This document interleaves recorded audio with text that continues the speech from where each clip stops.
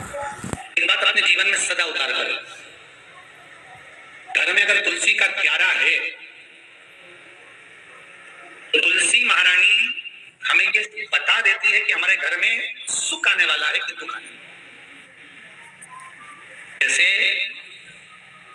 शनि अपना प्रकोप दे रहा है या शनि उतर रहा है, ये किसी से पूछने की जरूरत नहीं पड़ती, अपने आप मालूम पड़ता है। कैसे?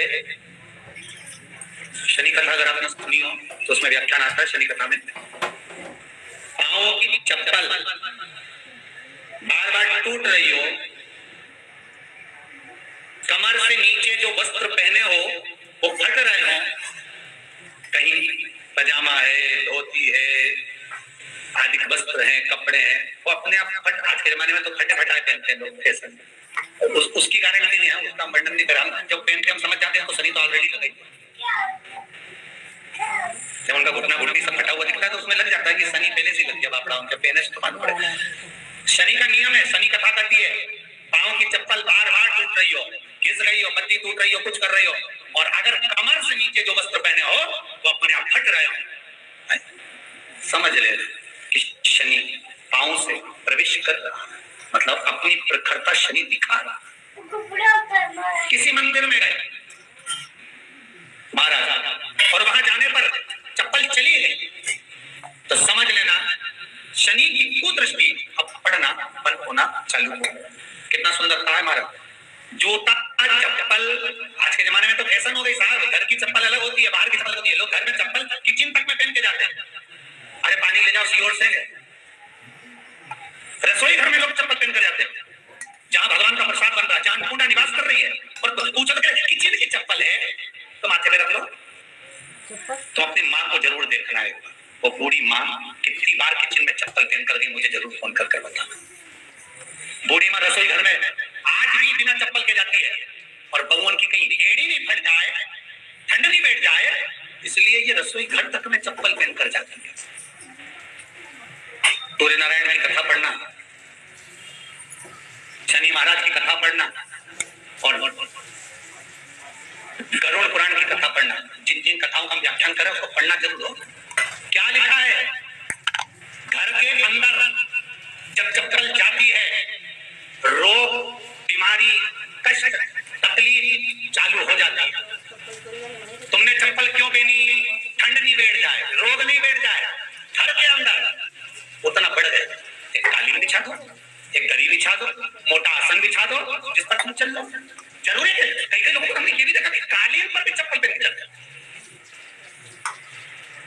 और ब्राह्मणों को भोजन परोस रहे, गुरुजन को भोजन परोस रहे, ठाकुर जी की थाली बना रहे, ठाकुर जी का थाल लगा रहे, तो भी चप्पल है पाँव। तेरा क्या होगा? नहीं क्या होगा? विचार तो करो। देह पड़ी रह जाए यहीं पर, फिर कुंडल और नगीना, क्या हरि नाम नहीं तो जीना। अभी भी सुधर जाओ रे, अभी भी सुधर जाओ, नहीं सुधरो तो सिधर जाओ रे, या तो सुधरो नहीं तो सिधरो, थोड़ा सुधरो। रसोई घर में अन्नपूर्णा रहती है, रसोई घर में शिव पुराण की कथा कहती है जब भगवान शंकर को मां जगत जननी भोजन करा रही थी, शंकर जी ने वर मांगा था अन्नपूर्णा, हे अन्नपूर्णे तुम मेरे घर के बच्चों का भरण पोषण कर रही है, इस मृत्यु लोक में जितने मनुष्य जन्म लेते हैं ये मेरे पुत्र कहलाते हैं। तो अन्नपूर्णा ने कहा चिंता मत करना भोलेनाथ, जिस जगह पर एक स्त्री, बेटी, कन्या या घर की बहू या बूढ़ी माँ भोजन बनाएगी, उस जगह पर मैं अन्नपूर्णा उसके शरीर में प्रवेश करूंगी। रसोई घर नहीं होगा, वो मेरा और तुम्हारा मंदिर कहलाएगा। अब मंदिर में चप्पल पहनकर भोजन का निर्माण करना ये श्रेष्ठता है। एक आसन पटक लो रसोई घर के अंदर, इस आसन पे खड़े होकर आप भोजन बनाना, मोटा सा आसन रख लो, चप्पल की जरूरत ही नहीं। श्रीमद् भागवत कथा कर रही है, तुलसी का मत तो शनि अपनी दृष्टि बता देता है। शास्त्र कहता है जब घर के अंदर प्रवेश करने के, जब आप घर में प्रवेश करें तो कोने में चप्पल को उतार दें, बाहर जगह नहीं है तो घर के अंदर प्रवेश कर लेफ्ट में चप्पल को उतार दें, और 7 या 3 कदम के चप्पल उतर जाना चाहिए घर के अंदर। और उसके बाद अगर चप्पल अंदर प्रवेश कर रही है तो राहु के शनि के साथ प्रवेश करते हैं, जिसके घर में बीमारी कभी कभी पीछा नहीं छोड़ो। शनि कथा सूर्य की कथा का स्मरण करिए, आपको मालूम है, पहचान हो जाता है। तुलसी बता देती है कि आपके घर की दशा क्या है। बार बार जल डालने के बाद भी तुलसी सूख रही है, बार बार आप पूजन कर रहे हैं, पाठ कर रहे हैं, तो भी तुलसी के निकल सूख रहे हैं। तुलसी बता देगी कि तुम्हारे घर में तकलीफ आने वाली है, कष्ट आने वाला है, सूख रही है। किसी ने जरूर कुछ ना कुछ ऐसा है इसमें घर में तकलीफ आएगी, तुमने लगाया फिर सूखी, फिर लगाया फिर।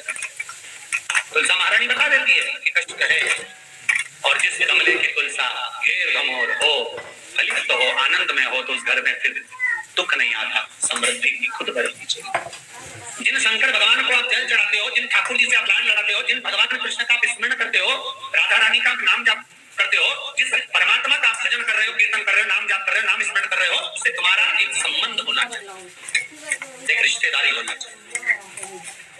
और उससे जब तुम्हारा कोई संबंध रहेगा, उससे जब तुम्हारी कोई रिश्तेदारी रहेगी, तो उस रिश्तेदारी में जैसे ही आपके प्राण छूटे, और छूटते से ही आप जब गए, जाते ही आप कहोगे कि कृष्ण से मेरा ये संबंध है, वो मेरा पुत्र, वो मेरा भाई, वो मेरा बेटा, वो मेरा सगा, वो मेरा रिश्तेदार, वो मेरा कुटुंबी, वो मेरा पुत्र। जब कहोगे तो तुरंत प्रवेश हो जाए। महाराज, भगवान से संबंध होना चाहिए। कई लोग भगवान को सवेरे से रिझाने बैठते हैं तो भगवान को बनी बनाई बात कहते हैं, ये पाठ कर लो, ये पाठ कर लो, ये पाठ कर लो, ये स्तुति कर लो, सारा बना बनाया। तुमने अपने दिल से कौन सी स्तुति करी? तुमने अपने दिल से कौन सा भगवान को निवेदन करा, कौन सा नमन करा? बस सवेरे उठना है, नहाना है, भगवान के सामने जाना है, भगवान को नहलाना है, कपड़े पहनाना है, अगरबत्ती लगाना है, थोड़ा सा शक्कर का भोग लगाना, इतने सारे देवी देवता, शंकर जी, राम जी, गणेश जी, सारे देवता, और दो खुरमा लेके, दो एक बालूशाही लेके, दो मटरी लेकर आ गए, एक मटरी लेकर आ गए, और भगवान को इतनी सी कटोरी में रख दिया। अब बोले, कई लोगों से पूछा कि इतनी सी कटोरी में एक मटरी, एक खुरमा, और रोज मटरी खुरमा एक साथ नहीं रखती, तो आज दिन मटरी का भोग लगा दिया, कल खुरमे का लगाई, परसों गुजिया का, परसों पपड़िया का, कोई डब्बे में भरे भराए रखे रख दिया, और एक लड्डू रोज लगा दी कीर्तना भर। तो पूछा इतना सा लड्डू और इतने सारे भगवान कैसे खाते होंगे? तो क्यों भाव, तो हमने कहा तुम भगवान को क्यों, बहुत दुख है गुरु जी को।